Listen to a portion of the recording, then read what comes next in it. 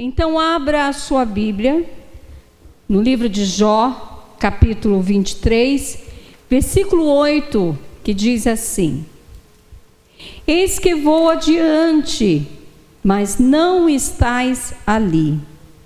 Volto para trás e não o percebo. Jó está falando do Senhor. Procuro-o à esquerda, onde ele opera, mas não vejo. Viro-me para a direita e não diviso, mas ele sabe o caminho por onde eu ando. Provando-me ele, sairei como ouro. Amém?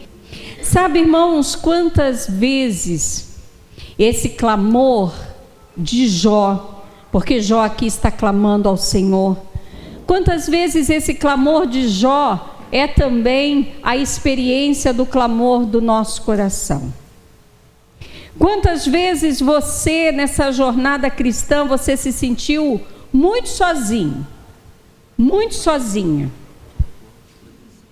e ansiando pela presença de Deus, e muitas das vezes até sem perceber, já esteve em situação assim?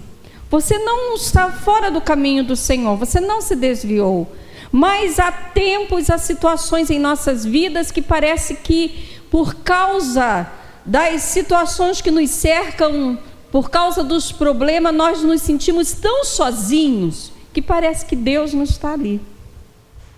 Parece que ninguém está ouvindo, nem vendo a nossa situação. O texto que nós acabamos de ler diz que Jó busca incansavelmente pela presença de Deus. E ele chega a dizer: ainda que eu me adiante, ainda que eu corra à frente, eu não consigo encontrá-lo. Se eu volto o meu caminho, eu não consigo percebê-lo.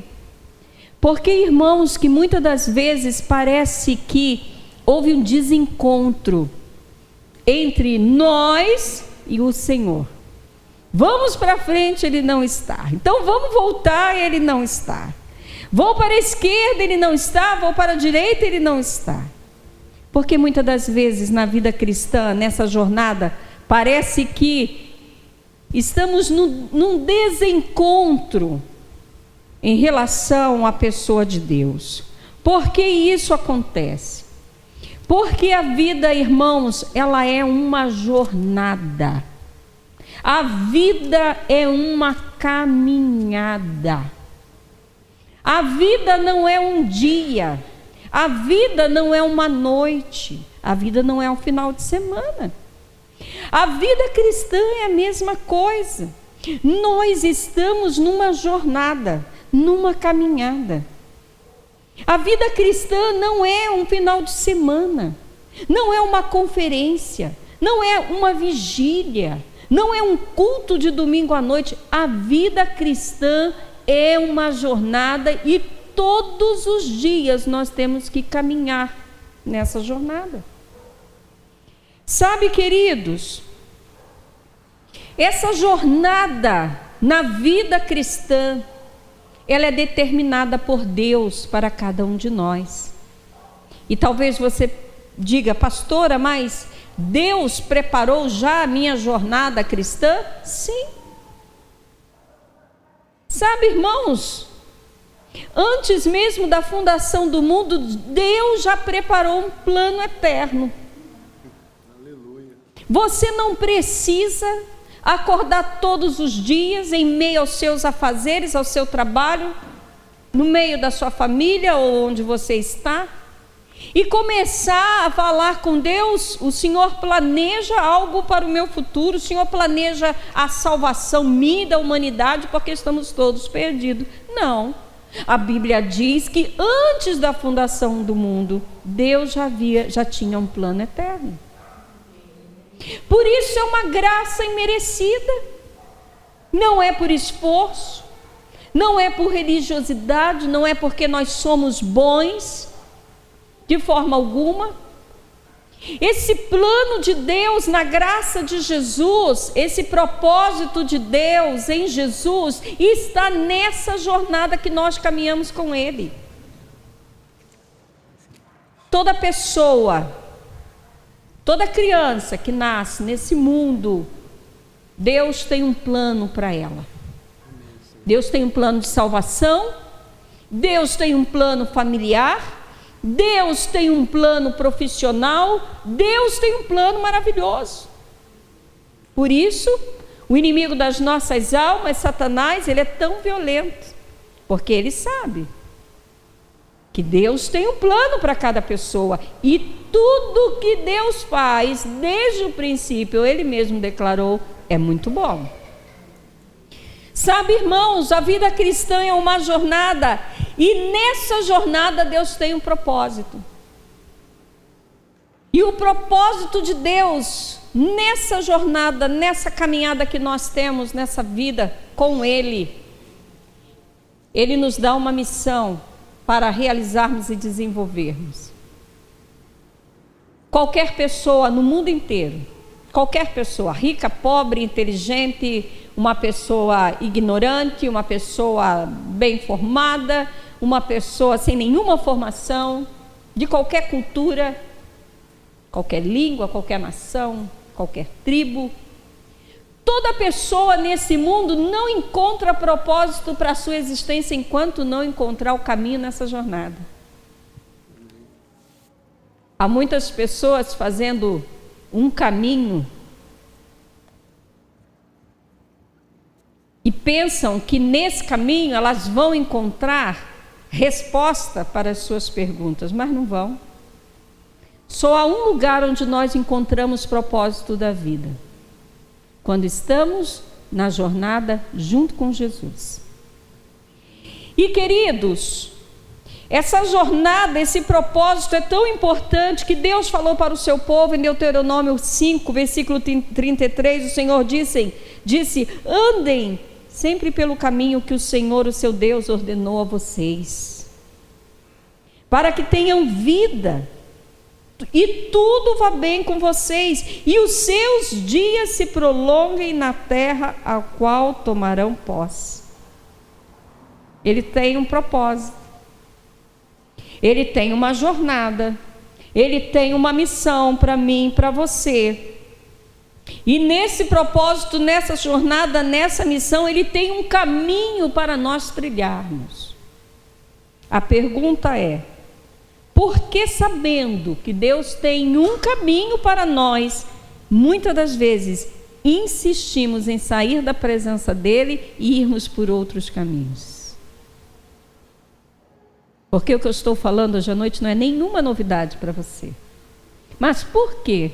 Mesmo conhecendo, sabendo que Deus tem um caminho, que Ele tem um propósito, que Ele tem uma rota para você seguir, e nessa direção, nessa jornada, vai se manifestar ali a missão, o propósito, o seu propósito de vida, a sua missão, o seu chamado. Essas coisas só vão se manifestar e se desenvolver no caminho que Ele traçou, fora dele não vai. Porque muitas das vezes, mesmo sabendo de tudo isso, nós insistimos em sair da sua presença e irmos por outros caminhos. A primeira coisa, e pode ser uma das atitudes que nós temos ao longo dessa jornada, que responde a essa pergunta, é porque nós insistimos em seguir atalhos e desvios das pessoas que estão ao nosso redor. O que Jó está fazendo? Ele olha para a esquerda, ele olha para a direita. Se ele está no caminho, por que ele está olhando para a esquerda? Por que ele está olhando para a direita? Se ele já está no caminho, por que ele volta para trás? Por que ele se adianta? Algumas das vezes é essa a nossa atitude. Nós estamos no caminho, na jornada, mas tiramos os olhos dessa jornada e passamos a olhar para o caminho das pessoas que estão ao nosso redor. E como é o caminho daqueles que estão ao nosso redor? O próprio Jó responde. Jó diz: eis que me adianto. Algumas vezes as pessoas que estão ao seu redor, se a pessoa está ao seu redor, ela não está no mesmo caminho que você. Porque quem está no seu caminho, ela está à sua frente.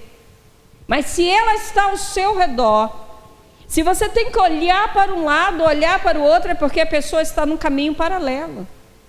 Querido, Jó diz, ele diz que o caminho dessas pessoas, que essas pessoas que estão ao seu redor, elas se adiantam. Quando é que uma pessoa se adianta? Quando ela não espera. Já caminhou com gente que fala para você: vamos caminhar? A pessoa sai correndo na sua frente, você fica para trás. Eles se adiantam, não esperam a direção. Não esperam a direção de Deus, vão correndo na frente, realizando e assumindo compromissos completamente alheios à vontade do Pai. Assim é o caminho das pessoas que estão à sua volta. Em Juízes 12:19 há um texto onde Deus fala num tempo da vida de Israel em que cada um fazia segundo o que estava no seu coração. Isso está lá no primeiro capítulo de Juízes. Mas no capítulo 2, versículo 19, é exposto como era o comportamento de Israel nesse tempo. E o texto diz assim: mas quando o juiz morria, o povo voltava a caminhos ainda piores do que os caminhos dos seus antepassados, seguindo outros deuses, prestando-lhes culto e adorando-o. Recusavam andar no caminho do Senhor e andavam num caminho obstinado. Pessoas que saem correndo à frente de Deus, elas acabam se comprometendo, fazendo alianças, tomando decisões, onde aquilo vai comprometer o futuro dela. E quantas das vezes você está na sua jornada cristã e você tira os olhos do Senhor e começa a olhar o caminho daqueles que estão do seu lado, e você vê: oh Senhor, mas aquela pessoa está chegando tão rápido lá na frente. O salmista não diz isso nos Salmos? Eu olho para o ímpio e ele prospera, e eu que sou justo estou sofrendo, padecendo. Eu olho para o ímpio e ele está florescendo. Quantas das vezes você tem falado isso no teu coração? Senhor, meu colega de trabalho nem conhece o Senhor, aquele parente meu nem teme o teu nome, parece que tudo vai bem na vida dele, e eu que estou no teu caminho, Senhor, quanta dificuldade. Mas, querido, estão se adiantando. E se você se adiantar e correr à frente do Senhor, você vai acabar se comprometendo e fazendo alianças com coisas que desagradam ao Senhor. E o texto diz que começa a haver em nosso coração um sentimento de obstinação. Sabe o que é uma pessoa obstinada? É uma pessoa teimosa. Já tentou falar com teimoso? Já tentou falar com teimosa? Não dá para falar. Você pode gastar todo o seu verbo de 1 hora dando aconselhamento. No final, a pessoa vai sair e, na obstinação da sua teimosia, ela vai fazer o que ela quer. Mas o texto diz, Jó diz que ele vai adiante, Deus não está lá. Por que Deus não está lá, querido? Porque Deus não se adianta, Deus não atrasa. Deus se adianta? Alguma vez você falou: oh Jesus, veio rápido essa bênção? Nunca vi. Deus não se adianta, querido. Deus não se atrasa, Ele é Deus. Tudo é no tempo certo. Aqueles que querem ser espertos e se adiantar, eles vão perder muito. Há um tempo para todas as coisas e você precisa aprender a andar na pisada do Espírito Santo. Uma outra coisa que Jó faz, o texto diz que eu torno para trás e eu não te vejo, Senhor. Quantas pessoas que estão perto de você estão retrocedendo na fé, não se firmam na verdade. Aprenda isso. Aprenda isso. Sabe o que é retroceder na fé? É não se firmar na verdade. Não é um dia de desânimo, não. Eu não sei porquê, mas parece que as mensagens da Bíblia, elas estão se diluindo, as pessoas não estão entendendo o que a Bíblia está dizendo. E isso é culpa dos pregadores, que não estão pregando a Bíblia, estão pregando frases de efeito. Querido, retroceder, voltar para trás, não é um dia de desânimo, não. É você ir contra uma verdade. Uma pessoa que volta para trás, ela deixa de firmar uma palavra que ela deu. É como se fosse um contrato. O que é um contrato? Não é a palavra de duas partes envolvidas e cada um vai penhorar a sua palavra com uma assinatura no documento? Quando um volta para trás nesse contrato, o que ele está dizendo?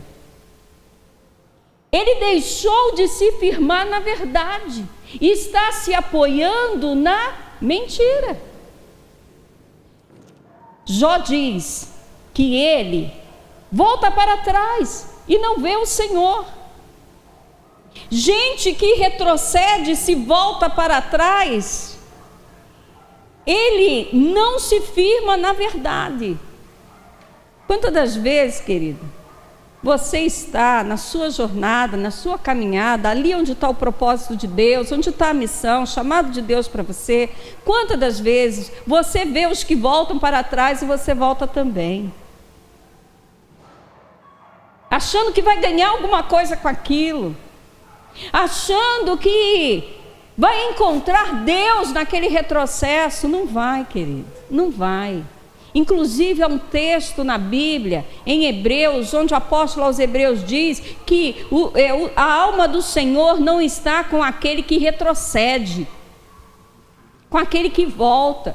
Uma pessoa que volta a sua palavra é uma pessoa mentirosa. Já lidou com gente assim, que volta a palavra? Até que um dia a ficha cai e você fala assim: nunca mais eu faço negócio com essa pessoa, porque ela não se mantém na palavra, ela está sempre voltando, sempre voltando. Sabe, irmãos, o que é a verdade? O que é a verdade a qual devemos seguir, que vai impedir com que nós retrocedemos? Que vai impedir com que nós, ao invés de nos firmarmos na verdade, nos envolvamos com a mentira? Jesus disse aos seus discípulos, em João 8, se permanecerdes na minha palavra, verdadeiramente sereis meus discípulos e conhecereis a verdade, e a verdade vos libertará. Eu sei que você tem experiência de ter conhecido muitas mentiras. Todos nós, que em algum tempo andamos sem Jesus, nós conhecemos a mentira, porque Satanás é o pai da mentira, e nós estávamos no mundo. Mas você precisa andar na verdade mais profunda que você pode conhecer. E sabe quem é essa verdade? É Jesus. Você conhece Jesus na profundidade, querido? Ou no raso? Você conhece Jesus somente através dos cultos na igreja? É muito pouco. Você precisa andar na verdade na forma mais profunda que você deve conhecer. E verdade, a verdade a qual estou falando não é opinião. Eu não disse que as mensagens bíblicas elas estão diluídas pelos próprios pregadores. A verdade não tem a ver com a minha opinião, com a sua opinião. Jesus é a verdade. Amém. Por isso Jesus disse: eu sou o caminho, eu sou a verdade, eu sou a vida. Quem está no caminho da jornada com Ele também está na verdade. Quem sai do caminho já sai da verdade. Você está entendendo? A verdade, querido, não é uma opinião. A verdade é uma jornada, é um caminho. Enquanto você estiver trilhando este caminho, esta jornada com Jesus, você está na verdade. Se você largar e sair deste caminho, você vai para a mentira, vai para os braços do maligno, que é o pai da mentira. Irmãos, Jesus é o caminho que buscamos. Ele é essa verdade que nos liberta. E se você não se sente livre completamente, talvez você, enquanto está ouvindo a mensagem, você pense: pastora, eu ainda não me sinto completamente livre. Eu ainda não me vejo completamente entregue a Deus. Eu estou nesse caminho, nessa jornada, mas eu não estou totalmente entregue. Existem áreas da minha vida onde existem cativeiro, aprisionamento. Sabe, irmãos, se você está no caminho, mas ainda não se sente completamente livre, é porque talvez você não esteja apegado à verdade. Porque você tem que se apegar. Olha, querido, essa graça não fizemos nada para merecê-la, mas tem uma coisa, nós temos que batalhar para mantê-la. Não custou nada para nós, mas para Deus custou o seu Filho. Se essa graça não valesse nada, Satanás e os seus demônios não iriam investir para destruir a mim e a você. Amém, Senhor. Para você se manter no caminho dessa graça, nessa jornada, para você se manter na verdade, você tem que se esforçar, você tem que batalhar. Porque muitas das vezes o inimigo vai criar situações para que você olhe para a direita, olhe para a esquerda, para que você corra na frente de Deus, para que você fique olhando para o seu passado, ao invés de você trilhar o caminho que Ele determinou para você. Segunda coisa, porque sabendo que Deus tem um caminho para nós, ainda assim insistimos em sair da sua presença indo por outros caminhos. Um outro motivo é que muitas das vezes nós encontramos barreiras que nos impedem de ver a Deus durante a jornada. Jó diz: se estás à esquerda, eu não vejo. Se estás à direita, eu não diviso. Algumas vezes nessa jornada, barreiras, obstáculos serão levantados. Esses obstáculos serão levantados muitas das vezes por nós mesmos. Sabe, irmãos, o que tem impedido que você enxergue a presença de Deus na jornada da sua vida? O que tem impedido? Nós temos uma preocupação tão grande com o mundo nos tirar da presença de Deus, com Satanás nos tirar da presença de Deus, mas temos que ter uma preocupação que nós mesmos podemos nos tirar da presença de Deus. Nós mesmos podemos criar barreiras, permitir obstáculos que eles vão se avolumando durante a nossa jornada a um ponto que não enxergamos o Senhor. Há uma coisa que impede de você enxergar a Deus.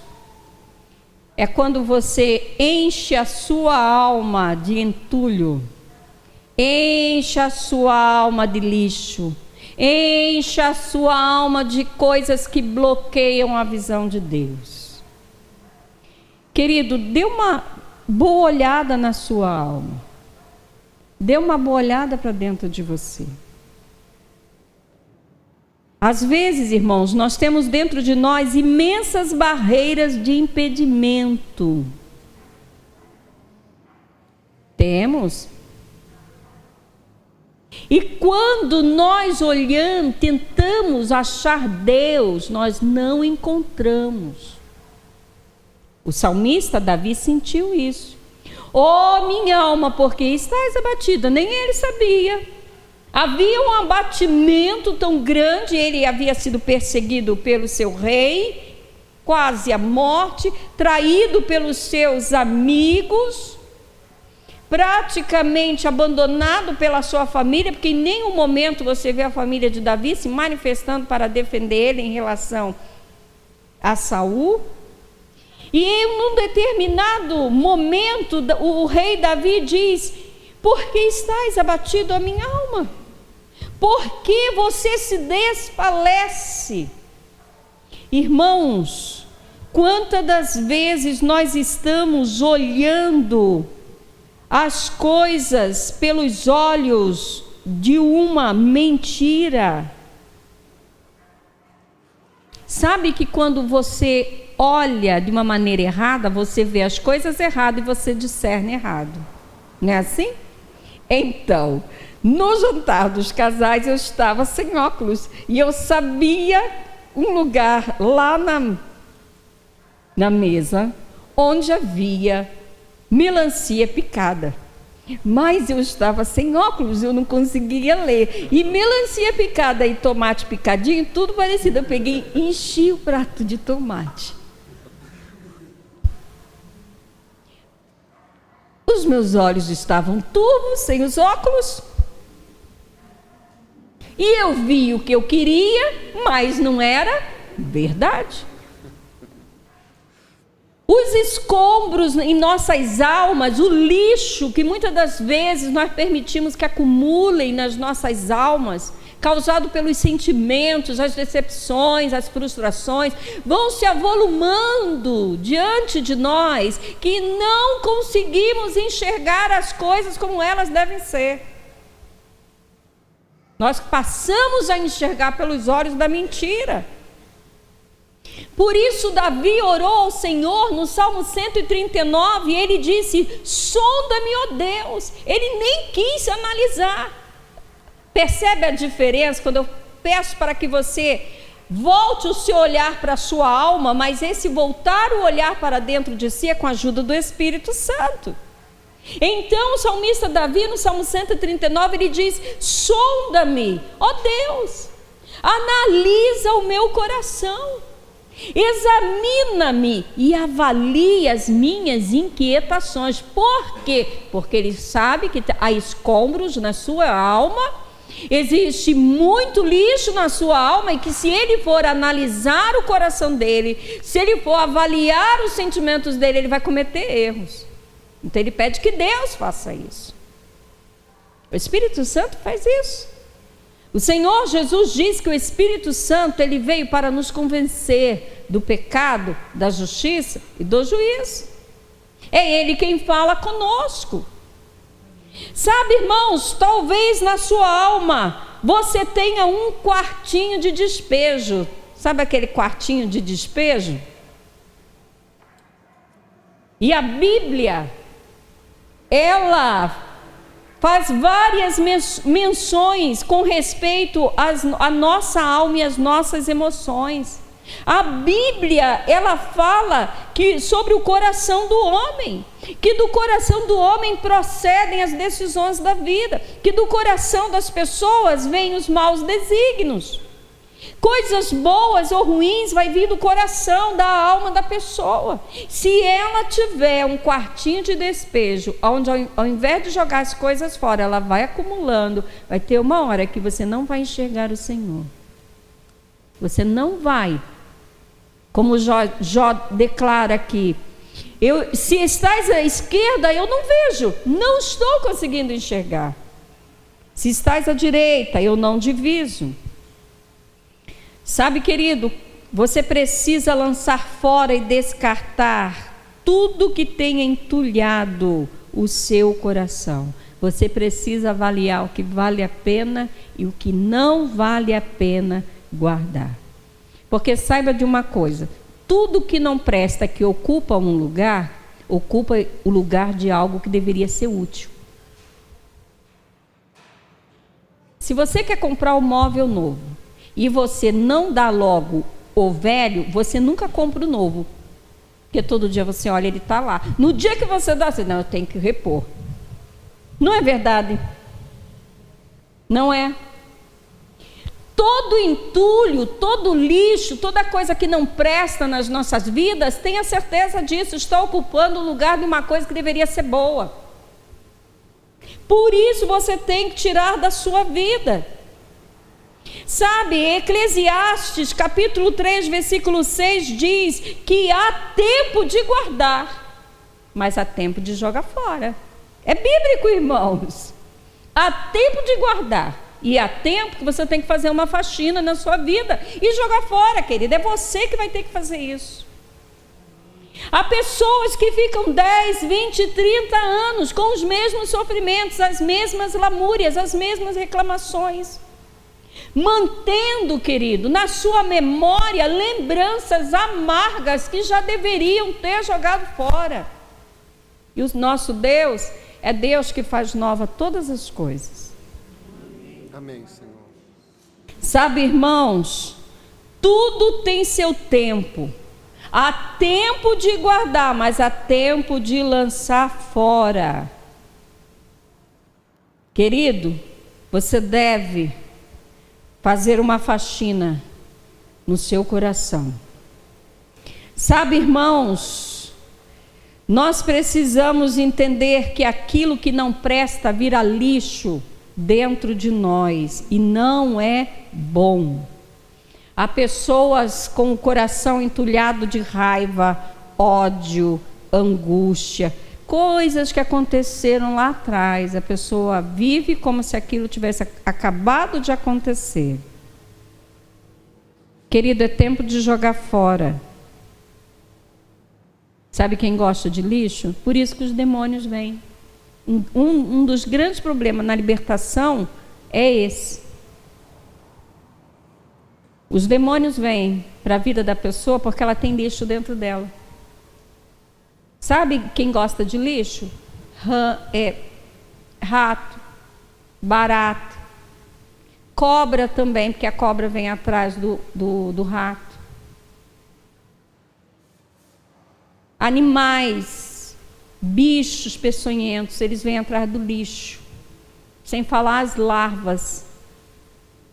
Lixo dentro de nós é oportunidade para os demônios virem fazer uma boquinha.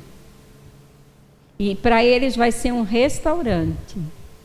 O nosso maior problema na libertação é isso.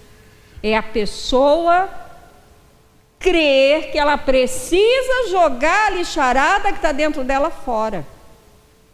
Ela fica no caminho, ela está na jornada, mas não enxerga o Senhor. Você anda numa jornada que você não está enxergando, o que vai acontecer? Você vai tropeçando.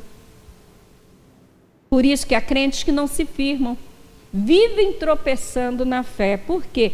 São os entulhos que você tem dentro, na sua vida, no seu coração. Sabe, irmãos, em Lamentações 3:21 diz: eu quero trazer à memória o que me dá esperança. Querido, alguém pode ter expectativa do futuro se está apegado ao passado? Alguém vai conseguir sonhar com o futuro se está com a vida, a mente da pessoa está cheia de lixo. Tem como ela sonhar, ela gerar expectativas para um futuro? Não tem. Então Jeremias diz: eu quero trazer à minha memória, a um sentimento, a um pensamento que eu quero que esteja sempre diante de mim. São coisas que me podem me trazer esperança. Amém. Porque se você continuar trazendo à existência, à memória, o lixo que você tem guardado, você não vai viver o melhor caminho da graça de Deus. Você está entendendo? Amém. Terceira e última coisa, compreenda que o caminho da graça é a melhor jornada para você. Jó, no versículo 10, ele diz: mas o Senhor sabe o meu caminho e por onde eu ando. Querido, Deus tem um caminho melhor. Esse caminho é Jesus. Quem segue o caminho que Deus tem preparado vai encontrar vida, porque Jesus disse: eu sou o caminho. E não é só o caminho não, eu sou a verdade e eu sou a vida. Quem segue pelo caminho da jornada da graça vai encontrar vida e sabedoria. Mas não se iluda. À sua volta há pessoas que vivem caminhos de destruição, caminhos que quando você olha, muitas das vezes parece ser fácil, mas entenda, esse caminho vai levar ao sofrimento e à morte. Há perigos escondidos nesse caminho. Mas o caminho de Deus, muitas das vezes sendo difícil, exigindo de nós, porque essa graça, ela nos alcançou, mas para permanecer nela, nós vai exigir de nós batalha e esforço. Apesar do caminho de Deus parecer mais difícil, mas creia que é um caminho que vai trazer muitas bênçãos para nós. Amém. Amém. Glória a Deus. Por isso, em Deuteronômio, capítulo 5, Deus falando ao seu povo, ele diz: por isso, tenham cuidado de nesse caminho fazer tudo como o Senhor, seu Deus, ordenou a vocês. Não se desviem nem para a direita, nem para a esquerda. Andem sempre pelo caminho que o Senhor, o seu Deus, ordenou a vocês. Para que vocês tenham vida, para que tudo vá bem com vocês todos os seus dias, e os seus dias se prolonguem na terra ao qual vocês tomarão posse. Mas é uma escolha. Jesus disse que a escolha certa leva à vida. E o Senhor, em João 10:10, ele diz: eu vim para que tenham vida e tenham em abundância. Sabe, irmãos, Deus tem promessa, Deus tem futuro, Ele tem bênçãos, mas você precisa continuar no caminho. Você precisa nessa jornada fazer as escolhas certas. O caminho do Senhor é melhor, irmãos. Amém. Glória a Deus. Jeremias diz, profetizando da parte de Deus, ele diz: eu, o Senhor, é que sei. Que pensamentos tenho a vosso respeito? Pensamentos de bem e não de mal, para dar o fim que desejais, para vos dar um futuro e uma esperança. Esse é o caminho da graça. Você quer andar nele? Vamos ficar de pé? Aleluia.